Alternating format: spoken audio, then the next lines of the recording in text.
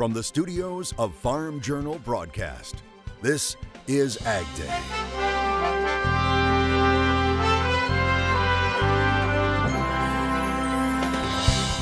Coming up today on AgDay, protecting the butterflies by letting them be free. And butterflies are beautiful. Have we really seen the death of dairy? What new demand numbers show? As work continues to try and get a trade deal between the U.S. and China. I'm not looking for a partial deal, I'm looking for a complete deal. AgDay, presented by the Chevy Silverado and the all-new Silverado HD, the strongest, most advanced family of Silverados ever. Good morning, I'm Betsy Gibbon. Clinton is on assignment. China may be buying more U.S. ag product this week. Reuters reporting Chinese importers are buying another 10 vessels of U.S. beans out of the Pacific Northwest. This comes on the heels of U.S. and Chinese negotiators holding productive talks last week in Washington, according to the U.S. Trade Representative's office. The office saying the U.S. is looking forward to hosting principal-level negotiations in October. But as we told you yesterday, China had requested visiting some U.S. farms this week, but canceled the visits to both Nebraska and Montana. I talked with the Montana Farm Bureau Federation about the change of plans. They initially indicated that they would like to talk about grains, lamb and wool, and beef. We were served word that they'd no longer be visiting Montana, but would instead be returning to China sooner than originally planned. They did express interest in visiting at another time, and we look forward to that opportunity. China's agricultural minister saying the trips will be rescheduled at a later date, but also saying the planned farm trips were never confirmed and not due to failure in trade talks. I asked our Washington correspondent Jim Wiesmeyer about what he thinks was behind the change of plans. So I'm going to take them at their word on it.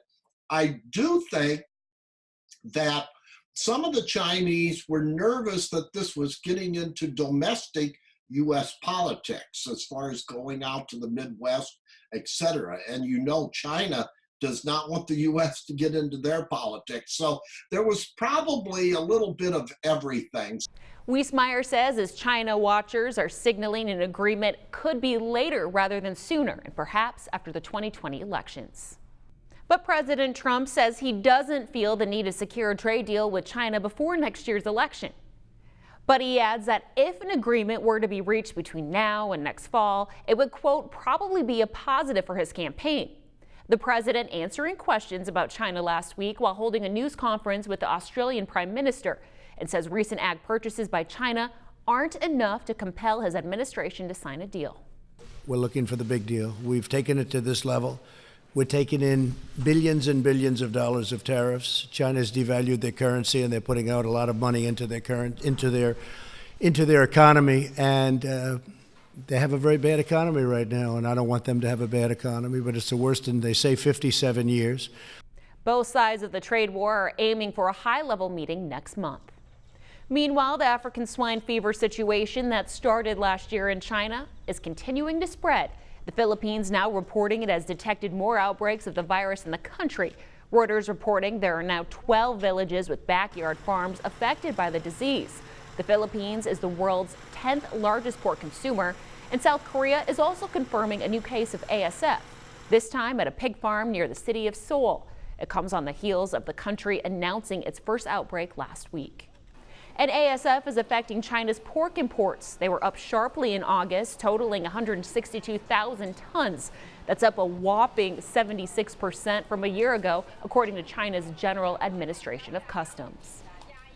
Authorities in Texas have attributed a fifth death to the remnants of Tropical Storm Imelda, the storm causing widespread flooding in southeastern Texas and parts of Louisiana. One of those killed was a 19-year-old man who was electrocuted while trying to lead his horse to safety through floodwaters. Officials near Houston said there were at least 1,700 high water rescues and evacuations to get people to shelter due to the intensity of the rain, which surprised even those who had been bracing for floods. The National Weather Service said preliminary estimates suggested some areas saw more than 40 inches of rain in just 72 hours. Let's take the conversation to the Northwest as meteorologist Mike Hoffman has an update on calving conditions there. Mike? Well, Betsy, Luke Talcott over in Southwest Oregon says there are new calves almost every day on his operation, like this one. He says calving conditions are good for the area. Some early fall rain created some fall pasture, and it's not muddy. He says this is the first time in a couple of years it hasn't been a drought this time of the year. It's reflected in the drought monitor because nearly 85% of the state is now considered drought-free. And taking a look at the wind speed forecast, we'll start off with a little bit of wind in Montana, parts of the Northeast. It gets windier in both of those places, as well as the north central portions of the Mississippi Valley into the Dakotas and parts of the Southwest. Heading through the day tomorrow, then we're going to start off a little breezy in the Great Lakes, and that will increase and spread eastward, as well as some of the northern plains getting a little breezier as well. I'll have more on your forecast coming up in a little while. The EPA says it will provide $6 million to fund research to help understand the environmental risks in waste streams posed by harmful chemicals known as PFAS. The chemicals were used commonly in the 1940s in firefighting foams and are now linked to cancer. Purdue University is one of those agencies receiving funding from the EPA. Researchers are tasked with developing methods to decrease PFAS concentrations in both municipal wastewater treatment plant waste and sludge. You'll remember we told you earlier this month about the situation in Lapeer, Michigan, where farmers had been unknowingly using tainted sludge from the city's wastewater treatment plant. Coming up, we check in on the dairy check, and later getting an up-close look at butterflies while letting them go. We'll take you to this unique event coming up in the country. Closed captioning is brought to you by BASF. Grow smart with BASF. We create chemistry.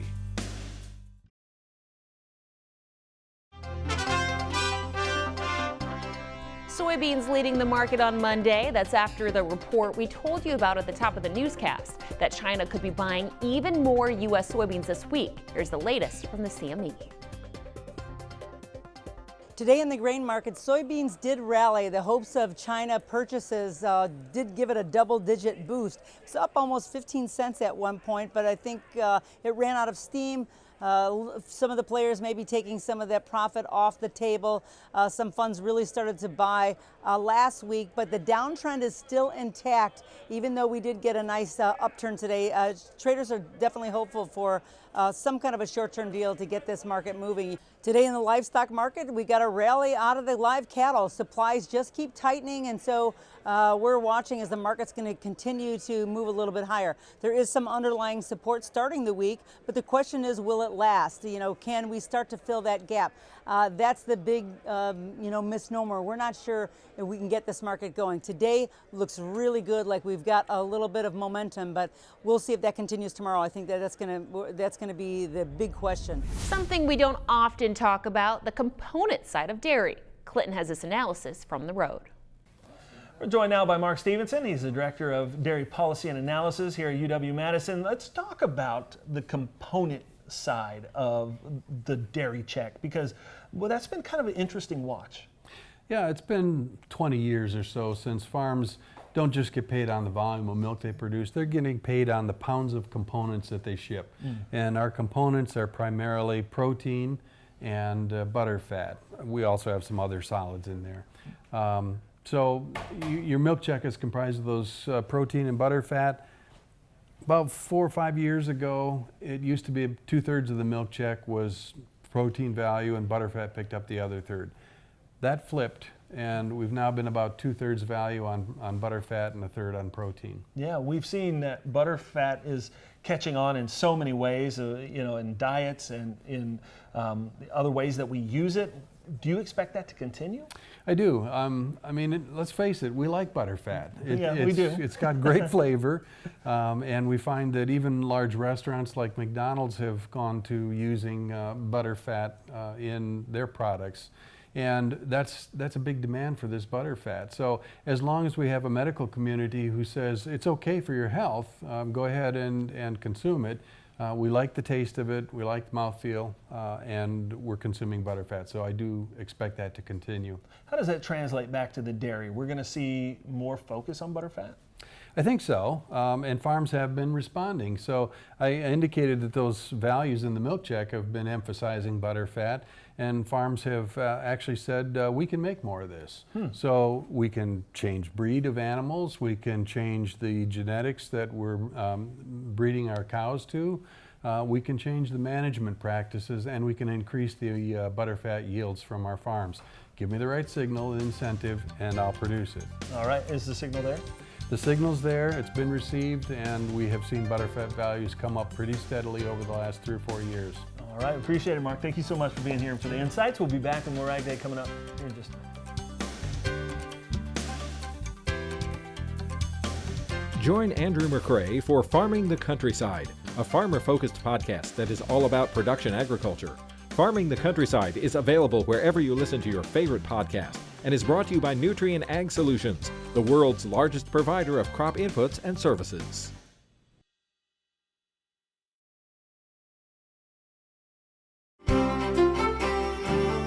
Welcome back to Ag Day with meteorologist Mike Hoffman. Mike, it's the first full week of fall, but it sure doesn't feel like it in Indiana. And No, I'm okay with that. Right, it hasn't been. It's a little closer now with this cooler air that's come in, but boy, it was warm there for a couple of weeks. And actually, that's been the case across most of the Corn Belt and the Midwest, but you can see a cool front all the way down into parts of the southeast now is at least taking temperatures back closer to normal in these areas, with another cold front just to kind of keep it that way as we head through the first 2/3 of this week anyway, but things will be changing after that. I'll show you on the jet stream coming up.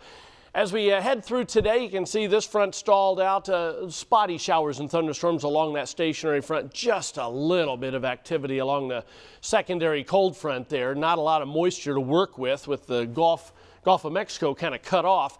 High pressure then builds to the mid-Atlantic as we head into the day tomorrow. Next high builds into the northwestern plains as we head through the afternoon hours with a few scattered showers and thunderstorms along the stationary front and also the cold front from the eastern lakes into the central Mississippi Valley.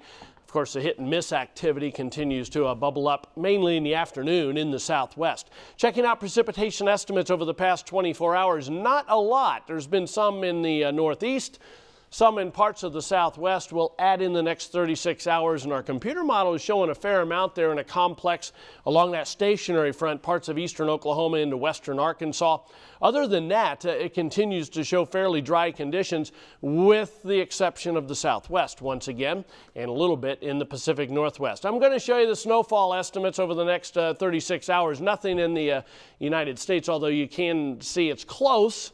Western Canada continues to get some snow, and we've had snow in the northwest. We've shown you pictures of that. And there could be a little bit in some of the highest elevations up closer to the Canadian border. High temperatures today still hot from Texas to southern Georgia. More comfortable across most of the Midwest. Checking out temperatures tonight, we'll see lows in the 50s and 60s across a good chunk of the east and the Midwest, except for the southeast, southern plains, and the southwest, only in the 70s. And more of the same tomorrow, although the 80s start sneaking back northward a little bit into parts of Kansas and southern portions of Missouri. Here's the jet stream. You can see the trough continues to kind of build, keeping it cool for most of this week across the Midwest. Zonal flow by Friday, but then watch what happens. That trough goes away, and as we head into the end of the weekend and early next week, more heat for the east, more cool weather for the west. That's a look across the country. Now let's take a look at some local forecasts. We'll head to Medford, Oregon. First of all, mostly sunny and comfortable today. High of 81. Dodge City, Kansas, partly sunny, rather hot. High up to 92. And finally, Erie, Pennsylvania, breezy and cooler with some sunshine, especially in the afternoon. High of 71. Still ahead, we continue the discussion on dairy with more on demand and efforts to get more labor on the farm next. Introducing Farm Journal TV, on demand 24/7. AgDay, Machinery Pete TV, U.S. Farm Report on your phone and tablet. Download the Farm Journal TV mobile app today.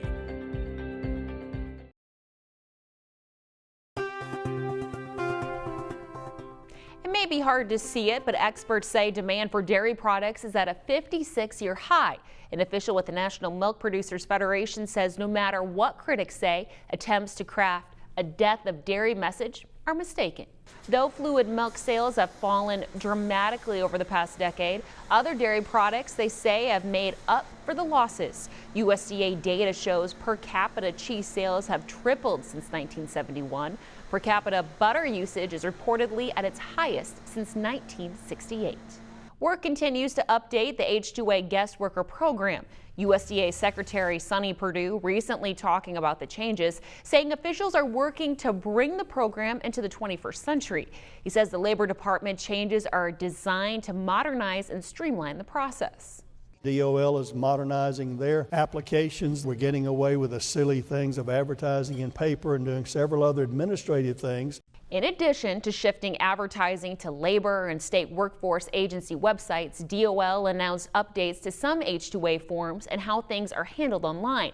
Secretary Perdue says this is also part of the federal cooperation efforts to make H-2A less burdensome and more cost-effective for people who rely on the system. And the fight to get and keep workers on the farm continues. One way many producers are doing that is to offer raises. USDA data shows that over the last 5 years, farm wages are growing faster than in people in cities. It reports between 2014 and last year, the average hourly wage for farm workers rose from $12 an hour to $13.25. That's an increase of more than 10%.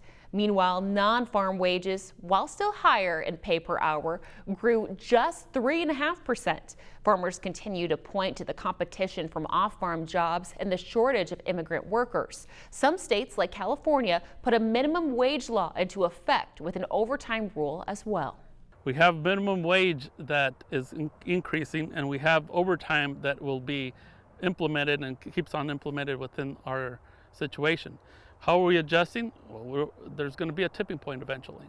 USDA economists say the wage increases on the farm are the fastest they've been during the past 2 decades. Still ahead, the beauty of the butterfly. Coming up, a look at efforts to bring them closer to where you live. Closed captioning is brought to you by BASF. Grow smart with BASF. We create chemistry.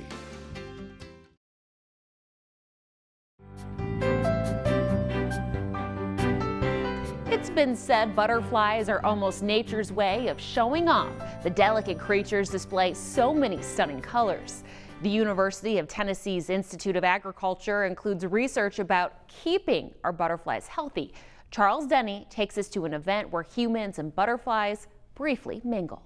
Oh, you're just sitting there. Butterflies are free. 300 gorgeous monarchs released into the woods at the UT Arboretum in Oak Ridge. For a small fee, you could get your own butterfly and send it off into the world. Some monarchs flew off quickly, while others seemed attached, literally attached to their human friends. I think the monarch butterfly really draws people's attention. It's like a poster child for insect conservation. So that is part of the reason we have our monarch release. A few monarchs seem to be showing off a bit, hanging around to have their picture taken before finding their new home. The release was the finale of the Butterfly Festival Field Day, put together by UT Ag Research. This field day also included information about how to attract butterflies to your landscape. Short answer there, feed them. Certain plants and flowers are enticing to butterflies, and they also like small pools of water. What you do in your home landscape, your business landscape, your place of worship can make a big impact on our environment and insect health. The field day included educational tours where all ages, more than 1,500 people, could learn about butterflies and other insects and pollinators so critical to our environment. A popular stop, this butterfly tent, where painted ladies were the species on display. I think they get an experience of mingling in a really beautiful setting, having opportunity to go through the UT Insect Zoo, having the opportunity to release live monarch butterflies, and just a good all-around family event. The Arboretum has 2,000 acres of trees, but the vast forest also includes animals, insects, and more butterflies. Also visiting the field day, this male tiger swallowtail, dining on plant life, and also not shy about being photographed. Shirley Raines, who wrote a children's book about butterflies, was one of the educators here. And butterflies are beautiful. The UT Arboretum is a wonderful source, so they get to see the butterflies in their natural settings, and the release of the butterflies is almost magical. You're going to name it? Roy. Roy. Autumn is still a time when we can see butterflies, finding them in the wild or bringing them closer to where you live. One of nature's most beautiful creatures, they add their own color to our world. This is Charles Denny reporting. Well, that's all the time we have this morning. We're glad you tuned in. For all of us here at Ag Day, I'm Betsy Gibbon. Have a great day.